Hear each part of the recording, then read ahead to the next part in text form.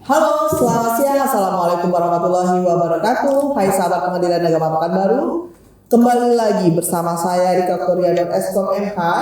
Kali ini saya didampingi bersama Bapak Panitera Pengadilan Agama Pekanbaru yang baru saja dilantik. Selamat siang Bapak. Selamat siang. Ya, Bapak Helmi Chandra SHG, Magister Hukum ya Bapak ya. Ya. Di sini Pak, kita punya program Sitawa yang ada di YouTube ya, para sahabat Pengadilan Agama Pekanbaru. Sitawa adalah sistem tanya jawab. Anda bertanya, kami menjawab. Baiklah, di sini kita langsung mulai aja Pak ya. Ya. Oke, pertanyaan pertama. Assalamualaikum. Saya ingin bertanya Pak, saya ingin mengajukan perceraian kepada suami saya. Apakah sulit untuk mendaftarkannya? Terus syarat apa saja yang harus saya bawa agar kami bisa bercerai? Mohon bantuannya Bapak karena saya sudah tidak tahan lagi dengan kelakuannya. Bagaimana ini jawabannya Pak? Boleh silakan Pak. Oh ya, terima kasih. Sebelum saya menjawab, tentu saya ingin mengenalkan diri karena baru saja saya hari yang keempat ya hari ini menjadi panitera Pengadilan Agama Pekanbaru ini. Sebelumnya saya di Pengadilan Agama Dumai. Baik, terhadap pertanyaan Ibu tadi, mengajukan perkara di Pengadilan Agama ini tidak sulit. Syarat yang dibutuhkan itu kalau hanya sekedar tuntutan ingin bercerai itu cukup dengan buku nikah. Jadi bawa buku nikah nanti dengan fotokopi kemudian delegasi di kantor pos. Tapi kalau untuk bersiap-siap boleh juga bawa KTP-nya, ingin membuktikan bahwa dia betul-betul warga Pekanbaru. Saya rasa itu terkait tadi karena sudah tidak tahan katanya tadi ya. Iya benar Bapak. Ya nggak apa-apa di dalam gugatan itu sebutkan saja kalau memang sudah ada kekerasan dalam rumah tangga ya. Yang penting kan dalam sidang itu nanti bisa dibuktikan itu saja. Tapi kita di sini sudah ada peraturan yang terbaru Bapak ya. Kalau kita boleh bercerai atau mengajukan gugatan setelah 6 bulan minimal berpisah ya Pak ya. Ya. Itu dalam surat edaran itu sepanjang kalau tidak ada kekerasan. Tapi kalau sudah sifatnya mengancam, jadi kalau sifatnya tidak mengancam baru 3 bulan, tapi dikhawatirkan penggugat ini atau istrinya ini akan terancam nyawanya, ya silakan saja nggak apa-apa. Apa itu harus ada saksi, ada bukti barangkali Pak untuk kekerasannya? Oh iya.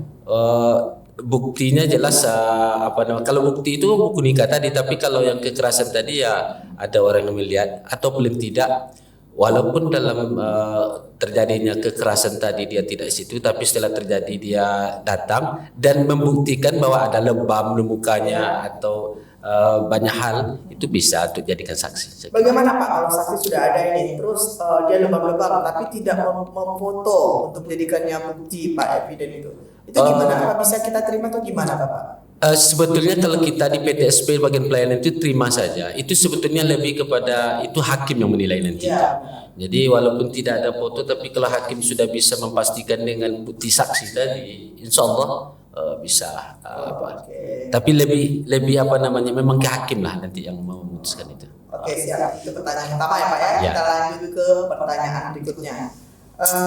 Assalamualaikum, saya mau bertanya. Mantan suami saya menceraikan saya dan mengurus surat cerai sendiri. Tapi dia membuat saya goib dan sekarang dia sudah menikah lagi. Sementara saya tidak dapat surat cerainya. Bagaimana saya harus mendapatkannya? Begitu Bapak. Oh iya. Jadi kalau dari pertanyaan ini saya lihat ibu ini sebetulnya menerima saja nih diajukan cerai kan. Ya, meskipun tadi katanya dikaitkan, padahal dia sebetulnya alamatnya ada ya. Iya, kalau itu memang hakim tidak bisa kalau orang itu namanya memanipulasi data ya. Kalau hakim kan sepanjang fakta persidangan dia membuat gugatannya alamat istrinya gaib, terus diumumkan di radio. Kemudian keterangan saksi juga menyatakan bahwa gaib, ya sudah. Kalau ternyata ibu tidak gaib, ya gimana lagi? Sebetulnya ada kesempatan loh kalau dalam waktu 14 hari kalau dilakukan perzet kan. Tapi dari pertanyaan saya kira ibu diterima nih. Kalau soal itu tinggal datang. Ya, udah tahu. Tinggal datang ke Pengadilan Agama bawa surat kalau memang ada. Biasanya kalau gitu itu pemberitahuan isi putusan itu di jurusita kita kan diumumkan itu tuh. Iya, Pak. Atau disebut pun nama kita, siapa nama suami, insya Allah di SPP itu disearching terbaca.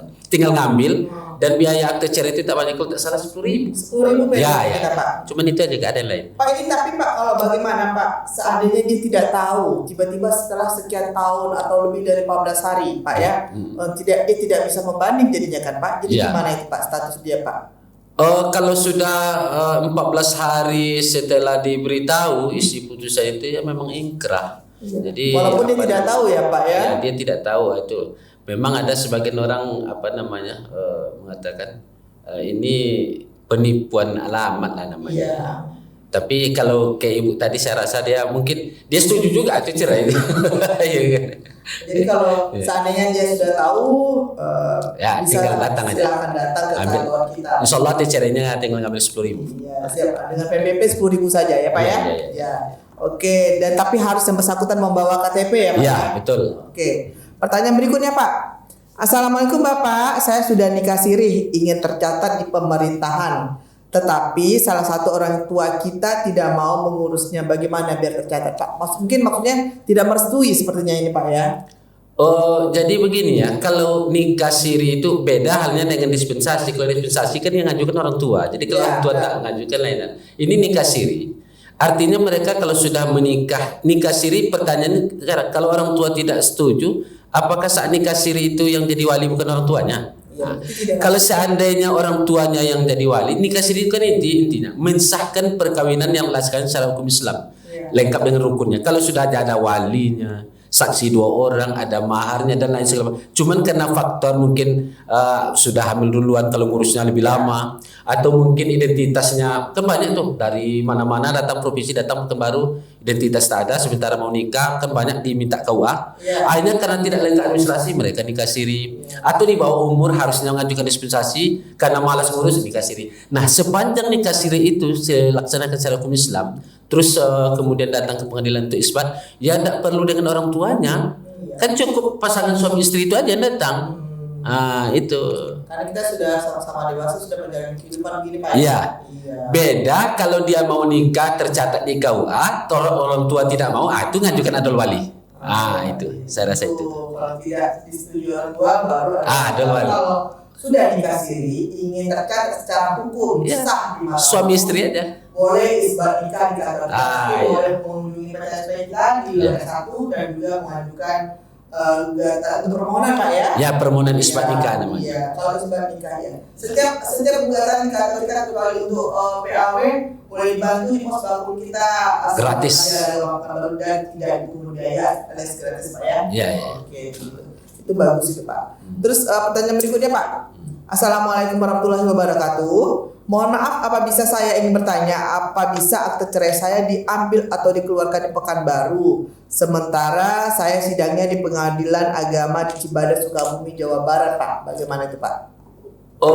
Ini ibu mungkin ya, atau katakan gini, kalau di Cibadak sidangnya pasti mohon bantu ke kita kan. Kalau apakah tergugatnya sini atau termohonnya, bisa saja nanti datang ke Pengadilan Agama, masuk ke PTSP ya, Pengadilan Agama Pekanbaru, dibuat permohonan untuk pengambilan akte cerai di PA Cibadak, lengkap dengan KTP-nya, permohonannya. Ya ada juga bukti relasnya, kan ada relas biasanya itu. Nanti berapa bayar nanti di PTSP, insya Allah tak banyak itu. Ya, tergantung ya Pak ya. Baru kemudian kita kirim ke Cibadak. Itu namanya permohonan pengambilan akte cerai dan salinan putusan ke Pengadilan Agama Cibadak atas dasar permohonan pihak yang dari kita Pak ya. Jadi tak perlu pula ke Cibadak. Banyak ongkos itu. Iya, banyak kena ya Pak ya. Jadi hanya untuk mengambil akte cerai berdasarkan sesuai dengan jawaban Bapak Panitera kita, Ibu bisa datang ke kantor kita, ke PTSP. Terus kalau untuk pengambilannya di loket 5 Pak ya, di loket E. Pengambilan produk. Pengambilan produk di loket E, mohon bantuan untuk pengambilan akte cerai di Pengadilan Agama Cibadas, Sukabumi, Jawa Barat. Begitu Pak ya. Oke. Bapak kan untuk si Tawais tanya jawab sudah ada di YouTube kita Pak ya. Jadi seandainya sahabat Pengadilan Agama Pekanbaru ingin bertanya, kita akan menjawabnya. Insya Allah. Nanti berarti sahabat Pengadilan Agama Pekanbaru jika ingin ada pertanyaan lain, boleh membuat pertanyaan di Google Review kita untuk Pengadilan Agama Pekanbaru. Insya Allah kita juga akan menjawabnya, dan juga boleh ke PTSP, boleh ke kantor WA kantor juga kita boleh. Ya Pak ya. Ya, ya. Insya Allah kita akan membantu dengan jawaban yang memuaskan Bapak dan Ibu. Sekiranya segini dulu pertanyaan dari jawaban dari kita. Mungkin lain waktu akan kita bahas kembali pertanyaan-pertanyaan berikutnya. Saya Dika Kurnianur dan Bapak Helmi Cendra, SAGMH. Iya. Selamat siang.